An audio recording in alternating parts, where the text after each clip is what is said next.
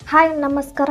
Toxic ವಿರುದ್ಧ ಮಹಿಳಾ ಆಯೋಗಕ್ಕೆ ಹೋಗಿ ಆಮ್ ಆದ್ಮಿ ಪಾರ್ಟಿ ದೂರು ಸಲ್ಲಿಕೆ. ಟಾಕ್ಸಿಕ್ ಟೀಸರ್ ಅನ್ನು ರದ್ದು ಮಾಡಲು ಮನವಿ ಸಲ್ಲಿಸಿದ್ದಾರೆ.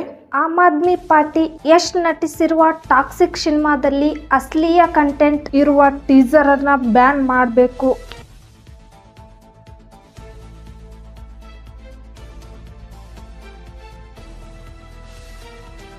ರಾಜ್ಯ ಮಹಿಳಾ ಆಯೋಗಕ್ಕೆ ದೂರು ಕೊಟ್ಟಿದ್ದಾರೆ. ಇದರಿಂದ ಮಕ್ಕಳ ಸಾಮಾಜಿಕ ಸ್ವಾತಂತ್ರ್ಯಕ್ಕೆ ಧಕ್ಕೆ ಆಗುತ್ತೆ ಎನ್ನುವುದು ಅವರ ಆರೋಪ.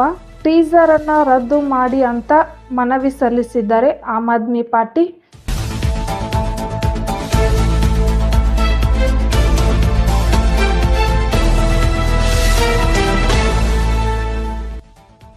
ರಾಜ್ಯ ಸರ್ಕಾರಕ್ಕೆ ನಿರ್ದೇಶನ ನೀಡುವಂತೆ ಆಮ್ ಆದ್ಮಿ ಪಾರ್ಟಿ ತಾಕೀತು ಮಾಡಿದ್ದಾರೆ. ಇಲ್ಲಿ ನೋಡಬಹುದು ನೀವು, ಆಮ್ ಆದ್ಮಿ ಪಾರ್ಟಿ ಅವರು ಮನವಿ ಸಲ್ಲಿಸಿದ್ದಾರೆ.